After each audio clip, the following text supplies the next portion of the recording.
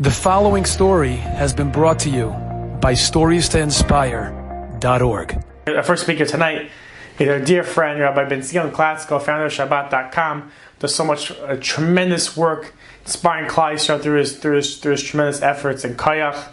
Rabbi Benzion Klatzko.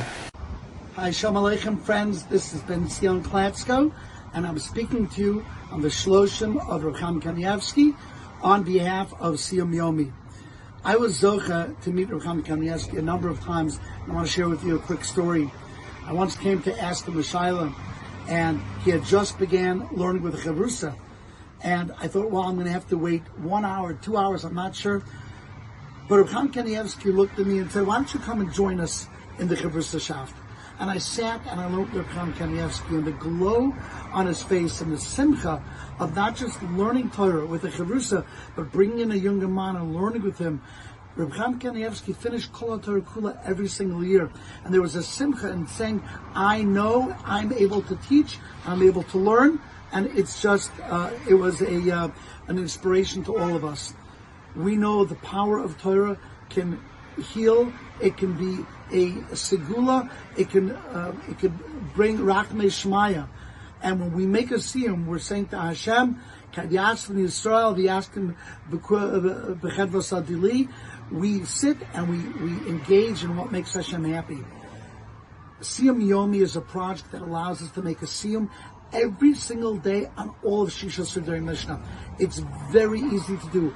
All you need to do to be involved is to be makabel one Mishnah, the same Mishnah.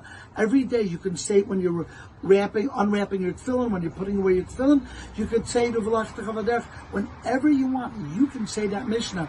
And we're going to have one person for every Mishnah in Shisha Siddur Mishnah, which means that every day, every Mishnah will be learned by our Chevra of Siyum Yomi.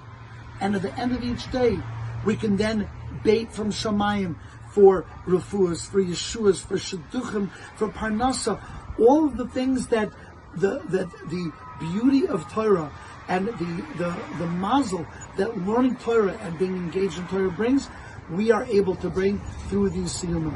Easy to do. Take one Mishnah, you'll know it by heart, even if it's new to you, within a short amount of time, and you'll feel like you're part of a much greater whole, a fantastic unity of all the Klal Yisrael finishing Shisha Siddur Mishnah each and every day. Please sign up and join me. Thank you, Rabbi Klatzko. Our next speaker is Rabbi Nachman Seltzer. As you know, Rabbi Seltzer is a best-selling author. He's a tremendous speaker. He's written so many biographies, so many tremendous books of stories and lessons, and he just came out with a new book on the life of Rav Yitzchak Shiner, Zecher Tzadik Levracha. Tremendous sefer, so many lessons. Pick it up right now, artscroll.com, or your local Judaiga store on Rav Yitzchak Shiner, Zecher Tzadik Levracha. It's our great honor to call upon Rabbi Nachman Seltzer. Okay, so everybody, I want to tell you a story. This is about Rabbi Chaim, and I know everybody's talking about Rabbi Chaim, and everyone heard a million stories, but I want to share one story with you that made a big impact on me. And I was still bachler in Yeshiva in Yerushalayim, and I went to my cousins in Petach Tikva on Shabbos, and they started telling me about. I was talking to my cousin, Michal Lipsky, Shalom. He told me that he started talking about his new son-in-law. He said, my new son-in-law, Meir, learns with Chaim Kanievsky every Friday afternoon. So I was impressed. You got to remember, this is going back a while, so Rabbi Chaim wasn't so well known, but still, it's a big deal. He said, yeah, they learned together for many years. Okay, I said, that's pretty chashuv. Like, how many people could say that they learned together with Chaim Kanievsky every Erev Shabbos? I didn't follow up with the story at that time, which, say there. I wasn't writing stories then.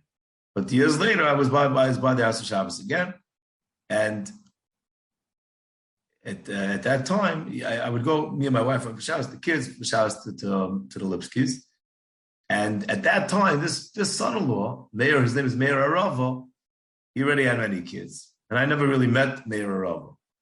But one Hanukkah, we were there at this party, and he gave me a copy of his later sefer. He gave me a copy of the sefer. And he explained to me that every time he writes a sefer, he has another child. So I asked him, how many sperm did you write so far? And he told me 9. I said, and how many kids do you have? He told me 9. So that was very nice. So at that time, Obviously, I should have asked him, what's the story over here? What shot? Every time you write a sefer, you have a child. Well, what's going on over here? But I didn't. So what is it? Years later, some more puzzle pieces fell into place, and I learned the story. And it was an exceptional story. Menachem Arava was Meir's father. He was a top-ranking officer in the IDF.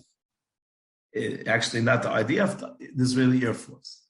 And then he got interested in Yiddishkeit, and he wanted to spend some time figuring out things for himself. It wasn't so easy to do so in the environment that he lived. And then he had an idea. The Air Force paid for officers who had been in the Air Force for a number of years to take paid leave if they wanted to pursue a university degree. That was good for them. It was helpful in their careers. So Menachem Arav asked himself, what if instead of going for a degree, maybe the military will be willing to support me while I learn yeshiva? It's like going for a degree, in a way. It's a degree of higher learning. Well, maybe they'd be willing. So he goes over to his officer and he asks him, would the Army be willing, the Air Force be willing to pay for such a thing? So the officer said, I don't have a problem with this, but you have to clear it with the Ministry of Defense. And he did. He tried, and the answer he got was a no. So what did he do? He didn't know what to do, but he wasn't sure. He didn't want to give up the dream, but he wasn't sure what to do. Not long afterwards, the Arava family spent Shabbos in the Bnei. And during the hours he spent in this religious home, Menachem asked the host many questions he had on his mind. And he said, tell me, what is the name of the greatest Talmid Chacham living in Bnei Brak today? Who's like the leader, the gadol of the yeshiva world? So the host replied, that's an very easy answer. The name you're looking for is Eliezer Menachem Shach, Rosh Yeshiva Panovich. So he said, can I talk to Rosh Yeshiva myself? So the host said, why don't you go over to Panovich and try? So Menachem Arava, lieutenant colonel in the Israeli Air Force, made his way through the congested streets of Bnei Brak until he got to Panovich campus. And nearby, that's where Reb Shach lived. He knocked on the door. Reb Shach welcomed him inside. He said, what can I do for you? So he told Reb Shach the whole story. He started becoming more interested in Torah mitzvahs, and he was a top military officer, and I had an idea, and I want to go instead of going to college, I want to go to yeshiva. So Shach said, what happened? He said, the Ministry of Defense didn't let. He said, in the next few minutes, Menachem Arava was treated to a scene he would never forget. It was then that he understood, just as there were generals sitting in Tel Aviv, coming up with campaigns and giving orders, there was a general sitting in a simple environment in Bnei Brak, coming up with brilliant campaigns and giving orders. Rashiv asked this Gabbai, the core of Shlomo Lawrence, who was then serving as a member of a Knesset of Agudas Yisrael, and they asked him to come to Rosh Yeshiva, and soon Rav Lawrence came to see Reb Shach. Rashiv said to Reb Shlomo, isn't Agudas Yisrael right now engaged in coalition building with the upcoming government? He said, yes. I would like to put another clause in the agreement. What's the clause? It should say that any army officer would like to use the university degree, which the army normally encourages and pays for, to go and learn yeshiva, should be able to do so while being supported by the army, just as he was enrolled at the Technion and Tel Aviv University. This clause will state that the sabbatical year will be funded, whether it's a yeshiva or for a university degree. So Shlomo Lawrence told the yeshiva, I'll take care of it immediately. And that was that. What happened? Menachem Arava became the first officer in the Israeli Air Force to be fully supported by the Ministry of Defense. Okay. So it wasn't long before the Arava family left the neighborhood they were living, and they moved to an apartment in Bnei Brak. Nachman was living in Kola. He's studying day and night to try to make up for lost time. His children were doing well at their new schools. But Meir wasn't doing so well. His son Meir Arava. And when they first moved to Bnei Brak, Meir's name was Zohar. That was the name he had at his bris. And after being introduced to Chaim Kanievsky, things changed. Chaim said to me, you have to change your name. That's why. The Zohar is the name of a sefer, not the name of a person. So Meir said, what should I call myself? Call your name, you should call yourself Meir. Now, it might have been hard for him to make the change, but he had seen firsthand the power of Chaim's brachas. He had experienced the personal Yeshua to turn to Reb Chaim for a bracha a short while earlier. So Meir trusted Reb Chaim implicitly, and he was willing to do whatever the Gadol said.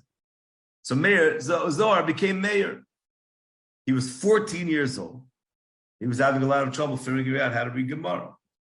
All the rest of the class seemed to zip through the sugis b'mitzvah. Meir couldn't figure it out.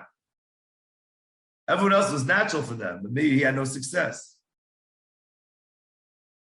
So he goes to his father, he starts telling him, I don't know what to do, I can't figure it out. So Menachem Rava listens to his son, he says, why don't you go visit Chaim and tell him how hard it is for you to learn Gemara? But Meir didn't feel so comfortable visiting Chaim. As far as 1,000 people go to Chaim. He said, I don't want to go. So what are you going to do? He said, I'll write a letter to Chaim. He wasted no time. He sat down. He wrote a letter to Chaim. He explained all his challenges. And Chaim replied, pending his reply, on the same letter that he was sent.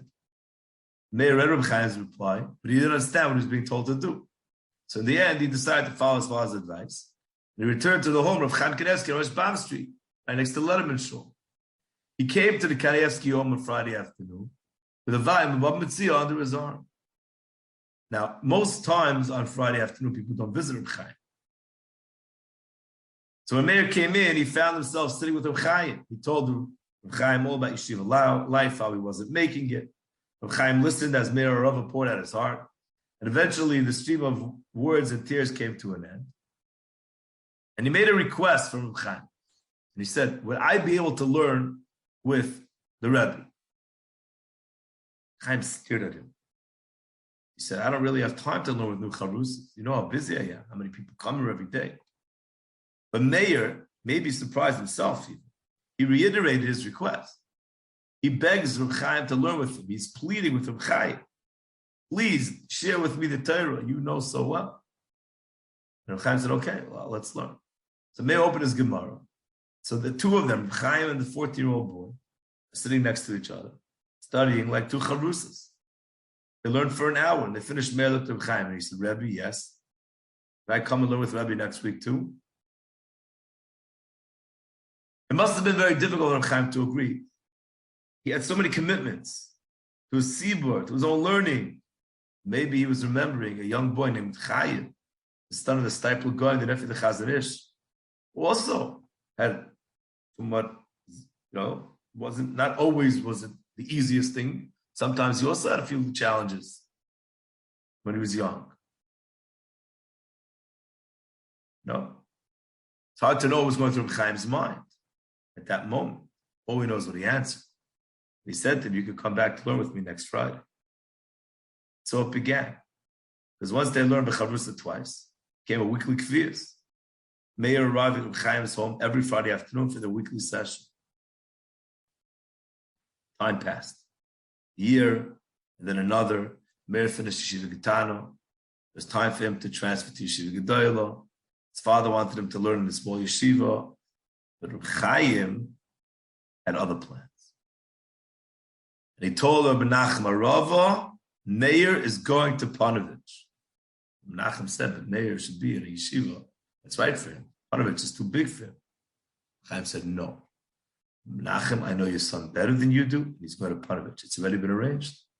So Chaim decided, and Meir went. So his father, Meir's father, met his Maggid Shir a few weeks later. He said, how's my son doing? He said, not so great. He's not getting along with the Bachram. He's very quiet. His father was very concerned. He said to Meir, I met one of the Maggid Shir from the yeshiva. He told me that you haven't been yourself. Not learning well. What's the matter? I don't feel connected with other Bachram. I don't feel comfortable here. He said, his father said to him, why don't you discuss your feelings with Reb Chaim? So Meir did that. That Friday, he told Reb Chaim how he felt about the yeshiva. Panovich wasn't working out for him. Chaim's answer was decisive and it was unorthodox. He said, I don't want you to go to Shir anymore. So Meir said, what should I do instead? He said, I want you to learn the entire Masechta Megillah this week. The entire Masechta, daf after daf. On Friday, I will test you on everything you learned this week. That's what happened. Meir opened the Megillah on Sunday morning. He started to learn. He had a goal. He needed to finish the time Masechta. He sat in the base medrash. They learned from morning till night. He finished the Masechta by Friday. In that afternoon, he made his way to Rashbav Street. The Rebbe was waiting to give him a test.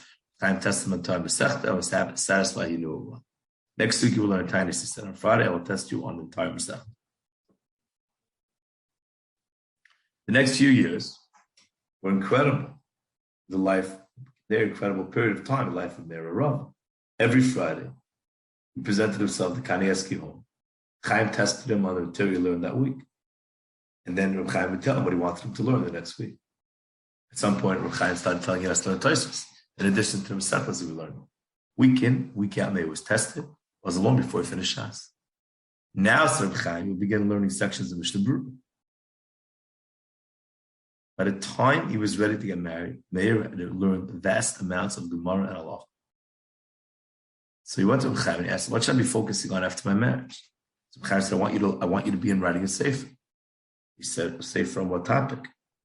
Mishnah Berurah. I want you to go into the Chavetz Chaim's reasoning and the depth behind this Piskei Halacha.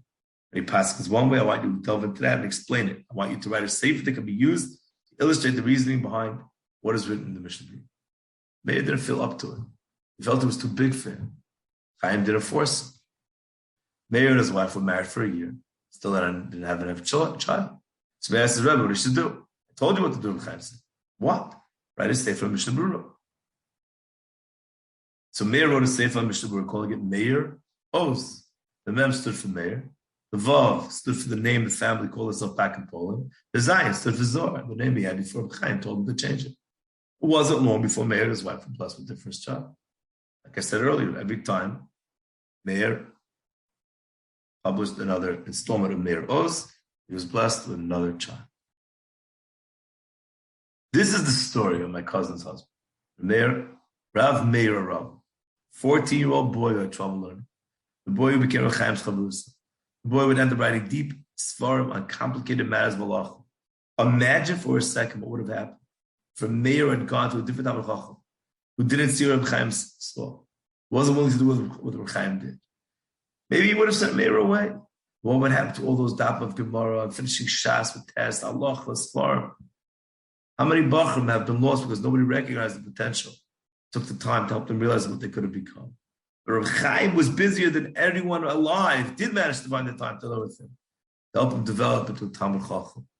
This story should serve as a lesson to every one of us about the potential that lies inherent in every single Jewish neshama. And let us act on that knowledge and change lives, just like Reb Chaim did. Thank you, Rabbi Seltzer. I want to remind everyone to share the list link so that not only can you be inspired tonight, but so your friends and family can as well. Share it to your friends, your contacts. The link, TorahAnytime.com/ChazakLive, TorahAnytime.com/ChazakLive, TorahAnytime.com/ChazakLive. Or you can call in 718-298-2077, extension 46. Again, 718-298-2077, extension 46. It is our great honor to call upon our friend, our dear friend, Rabbi Meir Simcha Sperling, who has such energy, who inspires people through his shiurim online, in person, inspires so many people through his energy and his tremendous kayak, Rabbi Meir Simcha Sperling. I would like to welcome everybody to this beautiful event, and I want to start off by thanking stories to, and so I want to thank everybody that came here first. Thank the Eibishter. I want to thank Stories to Inspire for inviting me once again, and more importantly, for making this event happen. It's very important for us to be able to tap into the life of such a gadol hador, Reb Chaim Kanievsky, Zecher Tzadik V'Kadosh Levracha, and to attach ourselves to him in a way that we will be able to change ourselves. Not enough just to hear the stories and to be entertained and wow, amazing, nisim v'nefleis mamish. We have to be able to get closer to HaKadosh Baruch Hu because of our connection with him, and because of the stories, and because of all the different things that we hear. You know, there's unfortunately the way time works, as we all know. Once time goes on, in the beginning it's like very like whoa, and then after time it's like a little bit less whoa, and then it's even less whoa, and then eventually it just joins all the other legendary Gedolei Hadar and all their stories. But to be able to really tap in and grab something and hold on to something forever, in order to really change our lives, we have to make that move right now. Because, like I said, otherwise the closure of Reb Chaim Kanievsky is going to just be like any other, obviously great and inspiring, but any other great Gadol story and other previous Gedolei Hadar. And therefore, it's very important for us, for right now, which is already a few weeks later, to really try to tap into something and make a change and let Reb Chaim Kanievsky touch us so we could change and become closer to HaKadosh Baruch Hu. And therefore, I want to thank Stories to Inspire for making such a beautiful event. The point of today's event is to walk away with something. So make sure, at the end, from one of the speakers, from one of the Rabbeim, from one of the Chashuv stories that we hear, we have something to hold on to. Also, I want to thank Chazak for their amazing work, for all that they do for Klal Yisrael and for hosting as well. And last but most definitely not least, I want to thank Torah Anytime, the entire family, Shim and Reuven, the entire team, and all of their incredible work on behalf of the Klal. It's fascinating how much they do, if you only knew. I was actually zeicha to go into their headquarters. We were zeicha to go in, and it was beautiful. Mamish beautiful, unbelievable. And how much more there is to come. So kol hakavod to Stories to Inspire, to Chazak, and to Torah Anytime. And obviously I want to thank the Eibishter HaKadosh Baruch Hu for allowing me to come and give some chizuk and share some stories and speak about some beautiful things about this amazing, amazing Gadol Hadar. Okay. So I want to start off, actually not really start off, I want to share two stories with the Olam over here. They're stories that you already heard, I think. And you should know that when we talk about somebody so special, you're automatically going to have, repetition and stuff. Because, the famous grasshopper story, I heard it 70 times already. It's an amazing story. It's a beautiful, awesome story. But we hear it again and again and again because we have a legendary person. We have a Gadol Hadar. So a lot of the stories are going to be repetitive, but it could be that somebody's going to say it in a different way or add a little knetch here, a little knetch there that we could grab onto. But mistama, the stories that I'm going to say. So Chazar is the Iker, as we always say. So before we get to the stories, I want to share something I heard from Rabbi Reisman Shlita, and that is a beautiful, very powerful Gemara. And that is the Gemara in Ksubas and Daf Kuf Daled Amud Beis, I believe.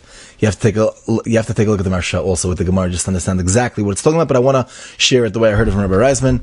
And that is that the Gemara says in Ksubas that, I think it's Kuf Daled, maybe it's Kuf Gimel, but I think it's Kuf Daled Amud Beis, that when Rebbe died, when Rabbeinu HaKadosh died, everyone who was in the room when he died had the schus to go to Olam Haba. They were muchan l'chai Olam Haba.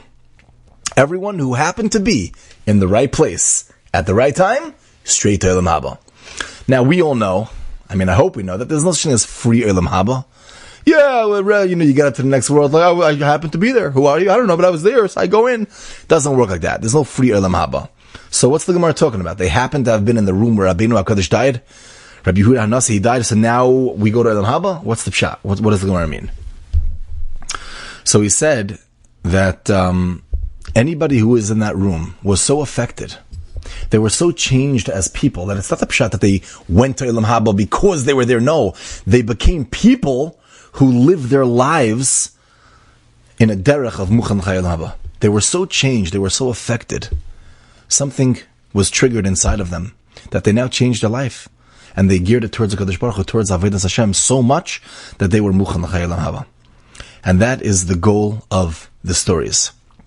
That is the goal of today. The goal is that we should become people that we were so affected by Reb Chaim Kanievsky, Zecher Tzadik V'Kadosh Nevracha, that now we are people who are in a derech of going straight to Olam Haba. So I want to start off by just sharing. I keep saying start off. I want to continue by sharing his daily schedule. Every single day, the Seder Hayom that Reb Chaim Kanievsky did every day was 11 pages of Zohar, 10 prakim of Tehillim, 8 prakim of Tanakh, 10 simanim of Mishnah Berurah, 8 prakim of Rambam, 10 simanim of Torah Shulchan Aruch, 8 blot of Talmud Bavli, 8 blot of Talmud Yerushalmi, 8 prakim of Medrash, 8 daf of Kisvei Ha'ari, 8 daf of Kisvei HaRamchal, and then he would write down his Chiddushei Torah. Fascinating daily schedule. Could anybody do this for one day? Anyways, he would make a siyum every year on Erev Pesach on the Zohar, Tanakh, Mishnah Berurah, Rambam, Torah, Shulchan Aruch, Shas Bavli, Shas Yerushalmi, Tosefta, Midrashim, Kisvei Ari, Kisvei Ramchal, every year. I'm sure you heard this before, but this year was a leap year. He finished and he made the siyum right before his P'tir before he was nifter. Fascinating, Rabbi say. Boggles the mind. Unbelievable, but just such a schedule. So the first thing I want to suggest is try to do this for one day. I'm joking. Do not try this one day.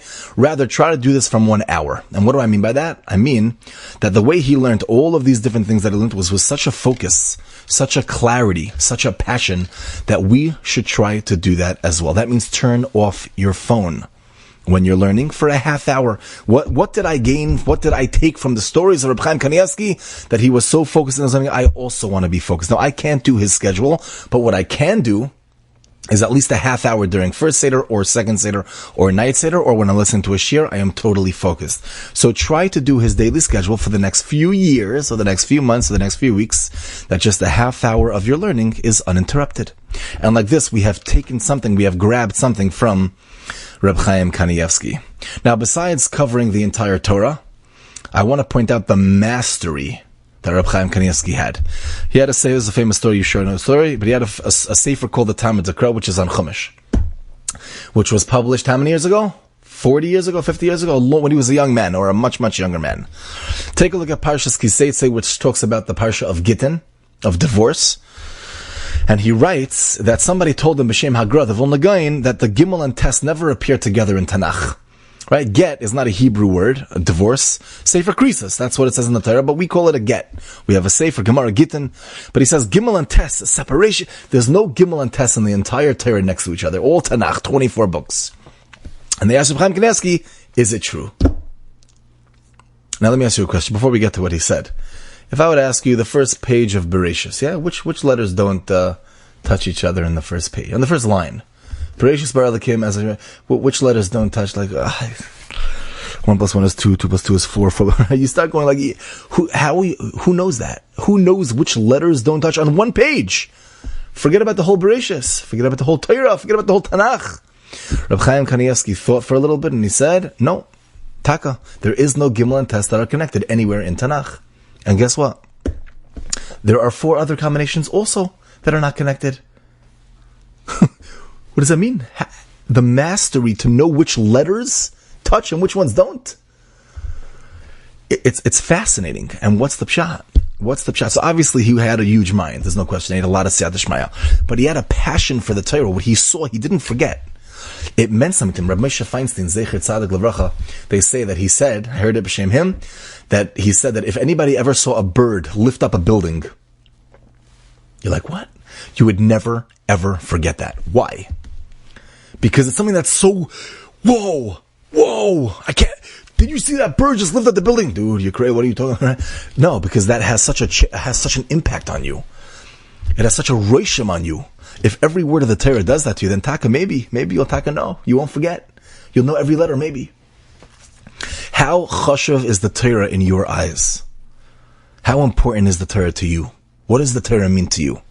What it meant to Reb Chaim was so much, so dear. This was life itself. Toivli Torah's picha. Better is the word of the Torah than everything in the world. Gold, silver, everything. And when it means something to you, then taka, it could change you. And taka, you'll remember things that nobody else will remember. Now again, I don't know if that's the pshat. Reb Chaim Kanievsky obviously had a mastery beyond our comprehension, but it could be something to take on upon ourselves, that, you know what, I want to have a passion. I want this to mean something real. It's just fascinating. It's really a Gimel and Tes and Tanakh. How many thousands of letters, thousands of psukim, to know which letters touch, which ones don't. His whole life was Torah. That was his whole entire life. And we have to tap into that a little bit. That's story number 1. Story number 2 is another famous story, and this is also something you probably know. There was an individual who in the mid-90s, during the .com era, when people were becoming millionaires overnight, maybe you know him, there were some people that became very, very, very wealthy overnight. Mamish, like from 0 to like $100 million overnight. There was a young couple, I think they were in Flatbush, who became fabulously wealthy overnight, and they became very nervous. Ayin hara, the evil eye. I'm the same as everybody in my block. I go to the shul, all my friends, all my boys, and ayin hara, what am I going to do? So they went to Reb Chaim, first class, bought his jet. No, I'm joking. So he flew to Reb Chaim Kanievsky, and he said, "What should I do?" So what did Reb Chaim Kanievsky answer? He said, "Did you quit your job and go back to Crone now? Now you're wealthy. You don't know, yeah, what?" He said, well, back to Kyle. I'm busier than ever. I can't do anything. I can't barely. He said, did you have more chavrusas now, Mastama? Yeah, you can pay chavrusas? More chavrusas. I can barely keep up with those chavrusas. I have more chavrusas. He said, so there's not more Torah now because you're taking care. Who's going to be jealous of you? What's there to be jealous of then? That you could buy a watch, a nicer watch? Reb Chaim Kanievsky responded like this, not because he was trying to say like, oh, so Torah, no, because this was life. This is how he saw life. The whole point of everything in life, like the Mesil Sharm says right in the beginning, is to help you serve Hashem. So if you have more of all those things, they have more menuchas nefesh because you have more finite, whatever the case is. So more chavrusas, so more kailul. If you're not going to have more Torah, more kailul, so who's going to be jealous of you? There's another version of the story. Somebody else went there and he said, you ever made a Siyam Hashas? No. Siyam Sechta? No. One parak? No. One Abad? No. He's like, nah, you're all good to go. Don't worry. Nobody cares. The point is Torah, Torah, Torah. Everything about his life was Torah. And he saw these things with such a reality. This was his life. There was another beautiful story that I heard from Rabbi Reisman. He said that he heard B'Shem Reb Chaim, that Reb Chaim, somebody said that, are you supposed to wash in Malav Malka? And he said that when people get to the next world, there's going to be a lot of things that they're going to say, I couldn't do that. I wasn't on that level. But he said, when people are going to see, what does it mean? And the value of washing from Malav Malka, even on one piece of bread, one small piece of bread, but just what they're going to say, they're going to be mamish taken aback. That's something that Taka could have done. And Rabbi Razman Shlita said that when he heard it from Reb Chaim, he took it upon himself, bli neder, to wash every single Matz Shabbos from Reb Chaim. He said this. Like, who's not going to do that? And when I heard him say that, I started doing that. Also, bli neder. But Rabbi say, we have to make a change in our lives because we have to see his passion for Torah, for mitzvahs, for reality. What's the pshat that you're washing? Because he saw the reality of life. The reality is Torah, is washing from Lav Malka, is doing the mitzvahs, is making kiddush on wine, and doing things in the most lechatchila way, because that's what life was about. There was nothing in his life but Torah.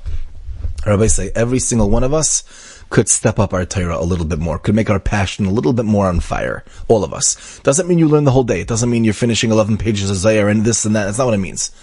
But it means that you're doing more than you were doing. It means you're doing more of a focus. You're trying to do the mitzvahs a little bit more with the chashiva. So there's another story, I'll just say very, very quickly. He couldn't find his lulav by Pesach. It's a famous story also. And he was very makbid on a minhag, the minhag to burn it with the thingy, with all the chametz. And it was a minhag. And the Rebbetzin told him, you have to go to sleep, it's late. And he was on his knees and trying to find it. He couldn't find it, mamish, nothing. And she said, you have to go to sleep, it's a minhag, you have to go. He's like, but this is a minhag, this is our minhag. And this is everything to us. Every part of our avodas Hashem is something. And it's so chashuv, so important, so significant. Anyways, he ended up going to sleep, or that's what the Rebbetzin thought. And at 2 a.m, 3 a.m, whatever, she saw he wasn't there. And then she found him coming in from outside. He was looking through the garbage. She thought maybe somebody threw it out. Could you imagine? 3 a.m, an older man already. And then finally, he did find it, like late at night, and he was like a whole burden was lifted off his shoulders, because it was real to him, it meant something to him. And that's the Yisrael. Rabbi say, if we could walk away by realizing that the Torah has to be real to us, our passion, our fire, our focus, Avodas Hashem needs to be real. These Gedolim were such big people, and this is what they held dear to them. So obviously this is real. There's something here. So we have to take that upon ourselves also. A few minutes a day. I'm going to do 10 minutes a day, 15 minutes a day. I'm going to learn totally focused. I'm going to listen to a shir totally focused. I'm going to wash every malava malka, because this is what the purpose of life is. Torah. Toivli Torah's picha me'avis avakazav. Rabbi said, let's remember that the people in the room of Rabbeinu HaKadosh were changed as people. Why? Because it affected them, it changed them. Let's make that change, Rabbi say. Have a wonderful, wonderful day, and thank you for joining this beautiful event. Thank you, Rabbi Sperling. Our next speaker is Rabbi Eliezer Krohn. As you know, Rabbi Crone is following in the footsteps of his tremendous father, Rabbi Pesach Crone Shlita, and he's a Rabbi Eliezer Krohn. He's a moel. He's an author. He came out with a tremendous book by Art School, A Woman's Guide to Practical Halacha. He's a tremendous speaker. He speaks in seminaries. He speaks in lectures around the world. Rabbi Eliezer Krohn.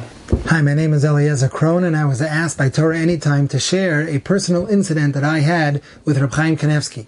So the truth of the matter is that although I spent, Baruch Hashem, 8 years in Eretz Yisrael, I wasn't the type of person to run around to Gedolim all day. I tried as much as I can to spend my time in the Beis Medrash. Perhaps I could have spent more, but I do have one incident that I witnessed from Reb Chaim Kanievsky, and it has made a tremendous reishim and a tremendous impression on me. And that is that I one time went to Bnei Brak together with my father, as a matter of fact, And we came to the house of Reb Chaim right when it was time for him to go to Meir. We davened Meir together with him, but it was right at that moment when it was ready, when it was time for him to leave his house and go to the Letterman Shul right next door to Meir. And Reb Chaim was an elderly individual at that point, and you wouldn't have necessarily put him on an Olympic track team, but the way he ran to Meiriv, or you could say maybe walked so fast, he flew. I could hardly catch up with him, that he was walking from his house to Meiriv. And the Shulchan Aruch tells us that a person should run to shul, should go very fast to shul. It's based on a Gemara in Brachos, Davav, that a person should go fast to the Beis HaKnesses. And Reb Chaim Kanievsky lived based on the Shulchan Aruch and the Gemara, and he flew to the Beis Medrash. And I was thinking that, my father always says based on a pasuk in Tehillim. In Tehillim it says, in Kapitel Kufyates, chapter 119, it said, David HaMelech says, King David tells us, Chashti v'loi hismamoti lishmor mitzvaysecha. I rushed and I didn't delay to keep your mitzvos. And why is there a double expression? I rushed and I didn't delay. Why doesn't it just say, I rushed, or I didn't delay? Why does it say two things, I rushed and I didn't delay? My father always says that when you see someone rushing and running somewhere, it could be one of two reasons. Either because he wants to get there very fast, and he wants to be on time, and he's excited to do it, or it could be because he woke up late, and he's late, and that's why he's running, because he has to catch up and make up for lost time when he was running late. That's the double expression. Chashti v'lo yismamati. I rushed, and I didn't delay. It's not because I delayed. I rushed to keep the mitzvahs because I was excited, and I wanted to go with alacrity, with zrizos, to go do the mitzvahs. That was Reb Chaim Kanievsky. Every moment, every minute was accounted for, learning and helping people, answering questions, answering shaylas, to the last moment necessary to leave his house. He left his house not a moment too early, not a moment too late, and boom, as fast as he can, doesn't want to have to spend time walking, as fast as he can to Meiriv. Then they started Meiriv, of course, right when they got there. But that is a lesson to all of us. You come running to davening, and you'll see people running to davening, and you're not sure what time that shul davens. So you don't know, is the person rushing because he's excited to run to daven, or is it because he's running late? Let's take this lesson. Let's rush to do the mitzvahs.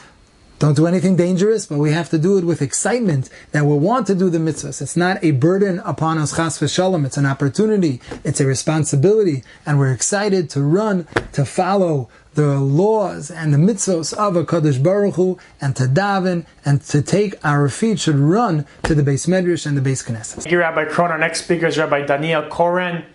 As you know, Rabbi Coren is one of the rabbis of 18 Forshe, Shiner Shul, Beis Medrash Or Chaim. He's tremendous. He puts out clips, videos every single day, inspires so many people. By Daniel Coren. I want to thank Stories to Inspire, Chazak, and of course Torah Anytime, the most amazing platforms of Torah all over the world. I want to start with Reb Chaim Kanievsky, Zecher Tzadik Livracha. I had the schus to be by him a few times. And there's so many moifsim that are coming out. Moifsim is something that we speak about in Yetzias Mitzrayim, Leil HaSeder. Most of them are miracles that are beyond nature. I asked a good friend of mine who was very close to Reb Chaim for many years. I said, did you know that he had such Ruach HaKodesh? He said, yes, but you don't learn from Ruach HaKodesh. You don't learn from Moifsim. That's not going to change us. What will change us is something that he told me, something that he knew personally and he heard. He said, and I saw this, I viewed this so many times, Reb Chaim was so real and so truthful, and I think that was the secret to how he became Reb Chaim. And what I mean by that is the following story. Years, I think it was almost in the 70s, and Reb Chaim had finished a sefer. The sefer was on Kiddush HaChodesh, and he was incredibly happy. Something that, of course, Reb Chaim was a happy person. It was actually a great sense of humor. But this was unusual, and everyone recognized it and asked him, Saba, what's pshat? Reb Chaim, you've written so many sfarim already. What's so special about this sefer? And he told him the following.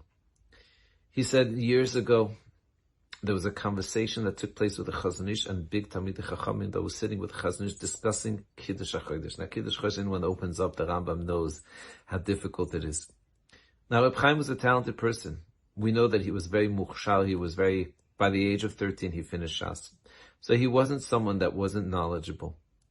But he still had his limitations. And when he was sitting amongst his chabur, he came to join. And one of the Talmidei Chachamim, they said, Reb Chaim, this is not really for you. And he said it hurts him so much. For years, it was tzorev. Tzorev means it was burning him. So instead of becoming resentful and falling into a place of despair and saying, forget it, he said, I'm going to try to do the best. And one day I'm also going to be able to understand Kiddush HaChodesh and write a sefer on it. And when he finished the sefer, it was a celebration, not just of the sefer itself. It was a celebration of success. And success that came specifically when it was difficult and challenging and even maybe somewhat miserable. Instead of falling into despair, Reb Chaim's teaching us, be truthful with yourself.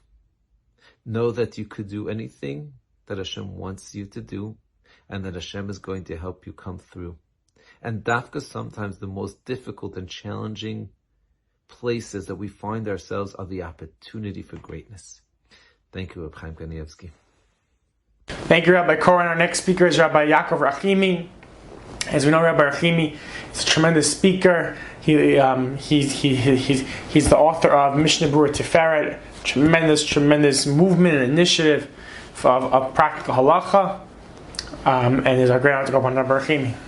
Thank you, Stories to Inspire. Thank you, Torah Anytime, and thank you, Chazak, for this event for the Gadol Ador, Maran, Sarah Torah, Agon Reb Chaim Kanievsky, Zechet Tzadik, V'Kadosh Levracha. I'm going to say over a quick lesson with a story, I think has a tremendous lesson, and I think maybe it was a little bit overlooked. Everybody listened to the Levaya, everybody listened to the funeral of Reb Chaim Kanievsky, Zechet Tzadik, V'Kadosh Levracha, and over there, I go in Rabbi Zilberstein said over the famous story, which I heard many years ago. I read in the Sefer Alinu the Shabbat. And I'm sure it's already coming out of people's ears by now, this story, and you can watch the video yourself. But the famous story is that Reb Chaim Kanievsky was learning the Sugya Havilchot Chagavim. He was learning the laws of grasshoppers. There are grasshoppers that might be kosher. The Yemenites, the Temanim, have a certain mitzvah, a certain tradition, that there are certain Chagavim, they have the simanim, the signs, that make the chagavim, a certain type of grasshopper, kosher. And again, I'm warning you, I know the story is going out of your ears already. It's been overused many times over the years, and especially since Reb Chaim Kanievsky passed away. But I want to bring out a tremendous message from the story. So the story goes, Reb Chaim Kanievsky was learning the sugya bi'iyun, the halachot, the laws of what is a kosher grasshopper, what is not.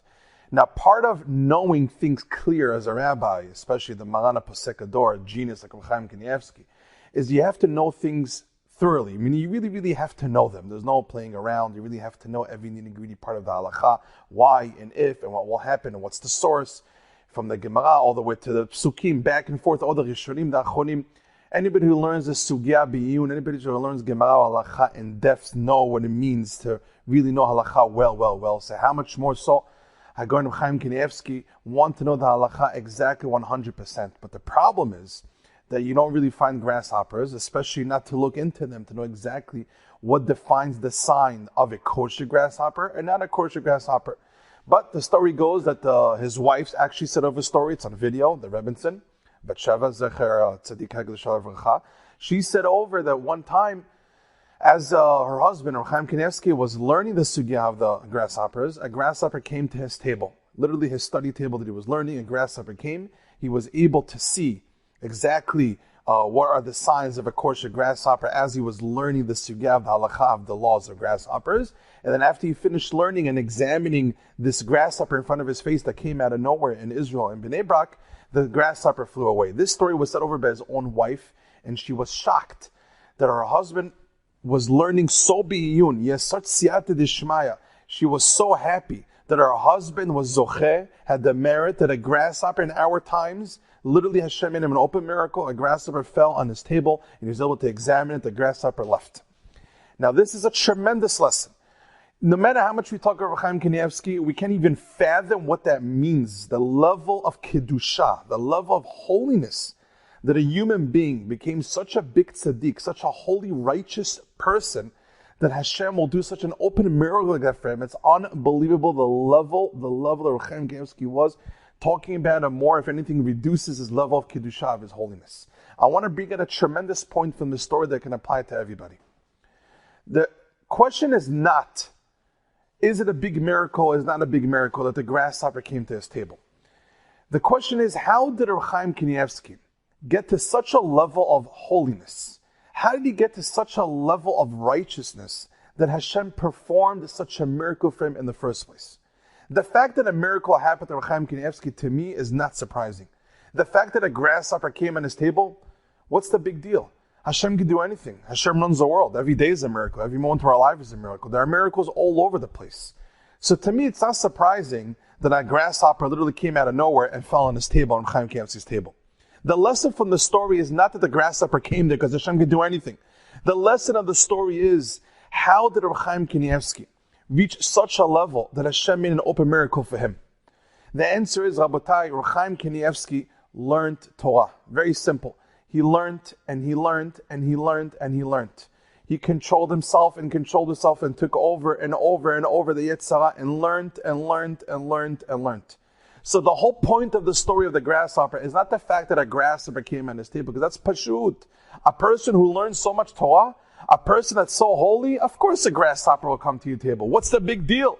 You're so close to HaKadosh Baruch Hu, you're so close to God that anything can happen to you, because Hashem is unlimited. And when you are close to Hashem, you yourself become unlimited. When you attach yourself to HaKadosh Baruch Hu, the closer you are to Hashem, the more unlimited you are. The less body of a person you are, the less of a physical person you are, the more of a spiritual person you are. The closer you get to Hashem, the more things can get done for you. Even open miracles like a grasshopper coming to your table. So the point of the story is not that an open miracle happened to him. The point of the story is, wow, look what happens when a human being that was born to this world just like me and you works on himself and learns Torah. Not just talks about Torah, actually learns Torah. It gave up everything in the world and he got a lot more, and that is Torah Virat Shamayim. A person that learns gets close to God. Open miracles for sure will happen to him. Why not? Hashem could do anything, and when you're so close to him, anything could be done. The lesson of the story is when those who try and those who plug away in Torah Virat Shamayim get very close to Hashem. When you get very close to Hashem, anything can be done. It's not surprising such an open miracle happened. It's surprising how a person learned so much Torah that such a miracle happens to him in the first place. Thank you so much. Thank you, Rabbi Rahimi. Our next speaker is Rabbi Shlomo Landau. As we know, Rabbi Landau is the director of Torah Links in the New Jersey area.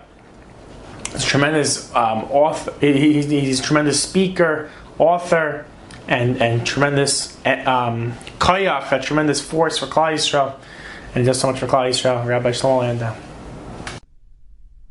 It's not that long since the Petira, the passing of Maran Sarat Torah, Reb Chaim Kanievsky, Zecher Tzadik Livracha, and hundreds and probably thousands of amazing, remarkable, miraculous stories have been coming out about Reb Chaim. And the truth is that the vast majority of them are definitely true, because Reb Chaim was really above and beyond regular human life. I want to share a story which is not a moifus, it's not a miracle, it's not a wonder, but it's the reason and the cause for so many of the miraculous stories that are being said over and that were experienced by interactions that people had with Reb Chaim Zichron Livracha. There's a particular fellow in Yerushalayim, his name is Reb Shimon Gerlitz. He's a big Talmid Chacham, and he was close to Reb Chaim for the last 4 decades. And he interacted with Reb Chaim all the time. This past Erev Shabbos, he said over a Maisa, which is truly mind-boggling. One evening, he paid a visit to Reb Chaim Kanievsky in his home on Rehov Rashbam. That day, the Prime Minister, Benjamin Netanyahu, had come to visit Reb Chaim to talk to him about something. And there was tremendous fanfare when the Prime Minister came. They sealed off Rehov Rashbam. There were cameramen. It was all over the media, splashed all over the media, that the Prime Minister had come to visit Reb Chaim Kanievsky. So later that day, when Reb Shimon came to speak to him, he said to him, it was such an amazing Kiddush Hashem, as the pasuk says, "V'ro kolami haaretz kishem Hashem nikra alecha v'yaru mimeka," that all the Amaratzim, even the simple folk, the Hamoinam, they'll see kishem Hashem nikra alecha, that Hashem's name rests upon you, v'yaru mimeka, and there'll be a reverence. It's amazing. What a Kiddush Hashem. Reb Chaim looked at him and said, What Kiddush Hashem? He goes, the Kiddush Hashem that happened right here on Rechav Shbam in your apartment. And Chaim said, you're talking about the siyum that my grandson made in my house earlier today? So Reb Shimon says, yeah, that's also Kiddush Hashem, but I'm talking about the fact that the Rosh HaMemshalah came, that the Prime Minister came. And Reb Chaim looked at him seriously and said, I don't know what you're talking about. I have zero recollection. That means to say, the Prime Minister came and discussed pertinent matters with Reb Chaim. And Reb Chaim was 100% aware and fully into it when it happened. But as soon as it was over, it was material, mental material, that was totally irrelevant, that didn't need to stay in Reb Chaim's databank. And literally, it dissipated. It was as if it was never there. That is where the power of a Gadol B'Yisrael comes from. That his mind, that his heart, that his essence is chock full of only one thing, and that is Avodas Hashem, Limud HaTorah. It's because of that when he says something, when he advised something, when he thought about something, it was from the purest of sources, and it had the most incredible impact. And it's the words that he said and the advice that he gave was everlasting. That was Reb Chaim. He was Kol Kulei Torah. He was like a Malach Hashem Tzavakos, 100% spiritual, 100% ruchni.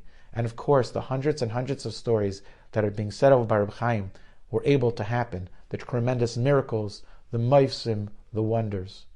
And this, when a gadol passes away, it's a mechayiv. It's an obligate. It obligates us to realize that human beings are capable of attaining such incredibly lofty levels. And at least in our own way, in a small, tangible, real way, of doing something to upgrade our priorities, of focusing 100% when we're learning, and kal v'chomer we're turning off our phones and not being distracted by them so we could be 100% into the learning. And more importantly, making kviyos itim l'Torah, making our learning the keva, the permanence, and the rest of our life filling in with arai, with the blanks, with the temporary. And now, after the gadol passes, we're still in the shleishim. A person, if they tap into those incredible qualities and they make a real Kabbalah, it's so much more powerful than it usually is. Let's take this as a time for his ayurus, a time to arouse ourselves spiritual. Let's recommit the things in our life that are really important to the nitzchias, to the eternity, and what we do will have an everlasting effect on us and be a tremendous ili neshama for the neshama of this incredible Sar HaTorah. Thank you, Rabbi Landau, for your incredible words of inspiration. Our next speaker is Rabbi Yehoshua Sova, the Rav of Sharei Ezra congregation in Miami Beach, Florida. This story was asked that I should repeat over for stories2inspire.org. My good friend, Rav Daniel, who is the head of that, asked that I should repeat this story. Leilui Nishmat Maran Hagon Rav Shmayo Yosef Chaim Ben Moreno Rabbi Yaakov Yisrael the Pesha Miriam Rav Chaim Kanievsky. Everyone has fantastic stories illustrating his tremendous Ahavat Torah, his Ahavat Yisrael, Ahavat Hashem. His hatmada was unbelievable, and how he cared for every little bit and everything. Unbelievable. He was unbelievable. I just want to tell you one story, a personal story that happened. This story happened not to me, it happened to my parents. My parents at that time were living in Lakewood, New Jersey, and my brother-in-law and sister, they moved into my parents in the basement. So you'll see why that's very relevant in a second. And what happened was, one evening, I believe it was one evening, my parents hear some knocking on the window, which was very unusual. They look up and they see there's this woodpecker who keeps banging against the glass of the window of their house, which was making quite a racket. And it's also very unusual because woodpeckers usually, when they peck, they like to peck at a more sound surface, like a wall or a tree. But pecking at a glass, usually it gets reverberations that the woodpecker doesn't like. So it's very unusual for it to peck on a window. So it just amplified the sound, and it was very annoying. And my parents, they tried hiring animal catchers, they tried setting up traps. Nothing worked. The animal was able to avoid all that and was continuing to peck continuously every single night. Okay. My parents made a trip to Eretz Yisrael, and they're very close with our Rosh Kollel, who lives literally down the block from Reb Chaim Kanievsky Zatzal on Rehov Rashbam 19, Reb Matisyahu Lessman. Reb Matisyahu Lessman is an unbelievable person. Everyone should get to know him. He's a fantastic human being. And he's a Rosh Kollel, Talmid Chacham. He has many Avrechim that are learning under him in Bnei Brak and Yerushalayim and multiple places, Chadera, Bet Shemesh. Unbelievable, humble, good, very good, sweet person. And Rav Matisyahu Lesman, he found that my parents were in Bnei Brak, in Eretz Yisrael, and he says, listen, I could get you into Bnei Brak. Reb Chaim is mamish a shachen of mine. He's a neighbor, literally down the block from mine. I know the best time to go in, so when I call you, just get on a cab or whatever it is, a train, plane, automobile, whatever it is that you need to do, get from Yerushalayim to Bnei Brak. Okay, fine. Anyways, it was Sunday morning. He calls them up very early and says, if you could come right now within the next hour, Reb Chaim is wide open. They blocked off that time. I know he finished his chavot. He had a certain amount of things he had to learn every single day. It was ironclad. And whenever he had free time, he would either write his farim or he would talk to people that needed more time. So he said, I know he finished his chavot because he did it last night or he did it early in the morning. And I just heard that he's available for the next hour. Get here now and I'll be able to take you in. Okay, so my parents immediately, they hightail it to Bnei Brak, and as they're getting closer, my mother turns to my father, and she says, whatever we're going to be asking Reb Chaim, different she'elot that we have, should we mention to him the story about the bird? My father's like, don't waste Reb Chaim's time. Don't waste his time. My mother's like, well, maybe, you never know. Anyways, okay, fine. So they go to Reb Matisyahu Lasman's house, they tell him the questions that they have. Reb Matisyahu says, okay, he knows how to say the questions in a very succinct manner. And he goes to Reb Chaim, he starts speaking to him. As he's speaking to him, my mother, she's in a different room, she says a little audibly to Reb Matisyahu Lasman, the bird, Tzipora, the bird, the fegele. And Reb Matisyahu Lasman, he nods, and he points to my mother, yeah. And then he leans to Reb Chaim, and he tells them in Yiddish, he says, and whatever he told my father, he says, by the way, they're having an issue recently that there is this bird that keeps pecking and driving them insane, and it doesn't bother them, and they want to know if it's a siman for something. So Chaim thinks for 5 seconds, and that's like an eternity, and 23 Rashbam, thinks for 5 seconds. He suddenly looks up at my father with his beautiful green eyes. He looks up at my father and goes, does anyone owe you money? My father goes, yeah, a lot of people owe me money. No. Does anyone owe you money that was just niftar very recently? Father goes, yeah, 6 months ago, there was someone from a certain city that a long time ago I did a business venture with him and he didn't pay me back. And he knew he owed me money. It was like maybe conjecture, I don't know. The person knew he owed me money and he refused to pay. And he just passed away a few months ago. Chaim looked at my father and said, that bird is El Gilgul. It's a Gugul Neshama that came down this world to get a punishment, and the bird is asking for you to say that you're mochel. You forgive the chov, you forgive the amount that's owed to you. My father says, Kvod Harav, if I'm mochel my chov, how am I going to get it back?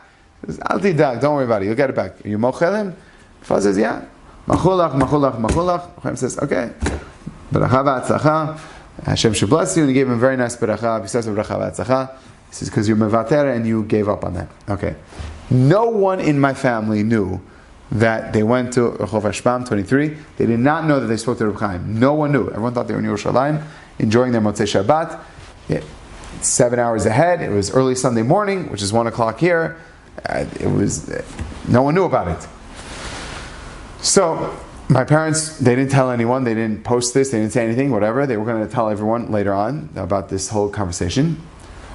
My sister, who was living in Lakewood at the time, in the same house, she called up my mother. She was the first one to call my mother. Early Sunday morning, 7 o'clock Eastern Standard Time. You add 7 hours to that. That's 2 p.m. Eretz Yisrael time. And she calls up my mother. And while she calls up my mother, before my mother has a chance to say anything, she says, by the way, Ma, Baruch Hashem, we were able to get a good night's sleep last night because the bird was gone. Just disappeared. My mother's jaw dropped. She couldn't believe that. Literally what Rabbi Chaim said. When you're mochel, it'll go away. Tzaddikim see certain things that we don't see. And they understand that if something is a little peculiar, a little out of the ordinary, we just be like, what is it? No. It's an neshama that's coming back. It's trying to ask something from you. And Rabbi Chaim Kanievsky was so sensitive to that he knew that just this little bird that was an annoyance was really saying a very powerful message. And that's what Gedolei Yisrael are. they're able to see something that we perceive as something that is quote-unquote trivial, but by Talmid Chacham, there's no such thing as small things. That's why they're so great. So we'd like to thank StoriesToInspire.org. We'd like to thank Rabbi Daniel for encouraging us to say these personal stories of Chaim Kanievsky. I personally miss him tremendously. He was a tremendous role model for me personally, for my family, ultimately for all of Klal Yisrael. His Yirat Shamayim, his Hatmada, his Avat Torah, Avat Hashem, Avat Yisrael is the most amazing thing that I hope to aspire to be even a fraction of that. And Hashem should give him an unbelievable Gan Eden for what he did for Klal Yisrael, for Hashem's people, and all he did, his selflessness, which was so remarkable. And Be'ezat Hashem, we should only know of Smachot. We should Be'ezat Hashem be zochet to the Gula Shlema b'mher v'yameinu. Amen v'amen. Enjoyed this story? Come again. Bring a friend. StoriesToInspire.org